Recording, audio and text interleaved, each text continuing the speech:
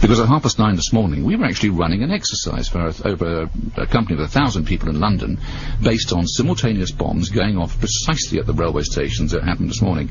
So I still have the hairs on the back of my neck standing upright. To get this quite straight, you were running an exercise to see how you would cope with this, and it happened while you were running the exercise? Precisely.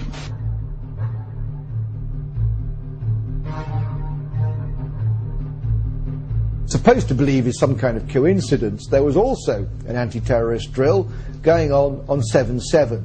And again, just like 9/11, they were talking about attacks on the same targets, the same kind of tube stations, and exactly the same time as the actual attack happened, providing some kind of cover for what must be operations orchestrated in some way by the state.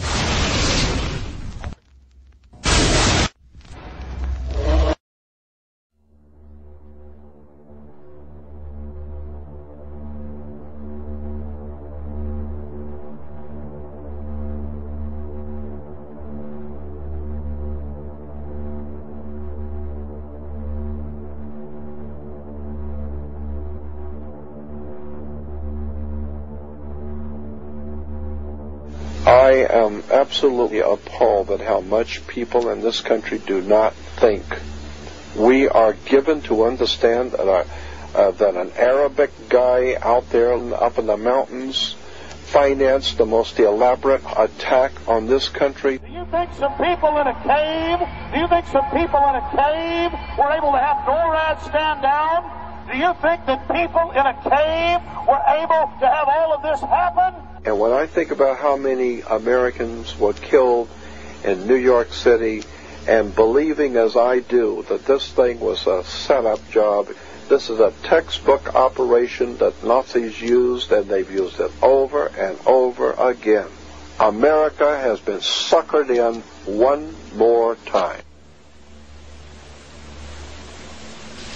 I don't have to tell you things are bad. Everybody knows things are bad. The dollar buys a nickel's worth. Banks are going bust. Shopkeepers keep a gun under the counter.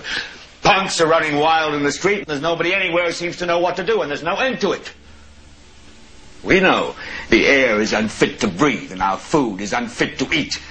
We sit watching our TVs while some local newscaster tells us that today we had 15 homicides and 63 violent crimes, as if that's the way it's supposed to be. We know things are bad, worse than bad.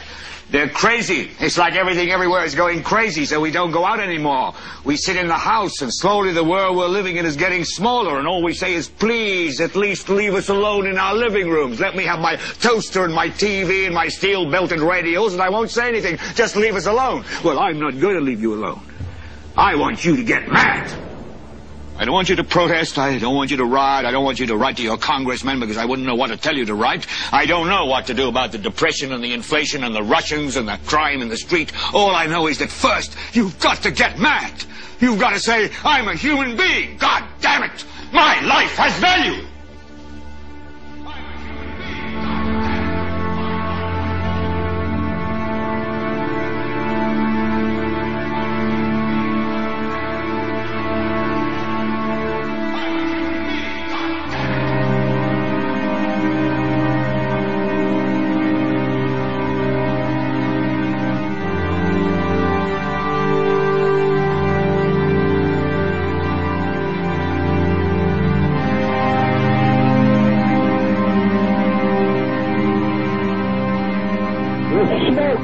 There, 105, 2 power.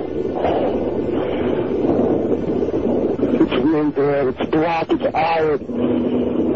My wife thinks I'm alright. I called her and said I was leaving the building, I was fine, and bang.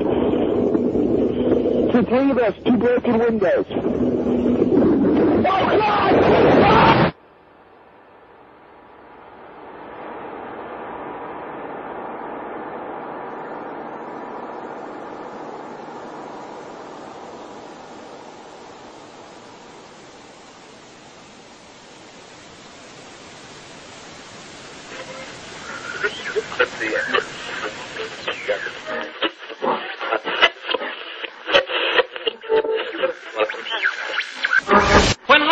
hostilities commenced in Europe in 1939, it was realized that the American people had no intention of entering the war. But they believed that this country could be enticed into the war in very much the same way that it was enticed into the last one. They planned, first, to prepare the United States for foreign war under the guise of American defense. Second, to involve us in the war, step by step, without our realization. Third, to create a series of incidents which would force us into the actual conflict. These plans were, of course, to be covered and assisted by the full power of their propaganda. Our theaters soon became filled with plays portraying the glory of war. Newsreels lost all semblance of objectivity, and they have used the war to justify the restriction of congressional power and the assumption of dictatorial procedures on the part of the President and his appointees. A fear campaign was inaugurated.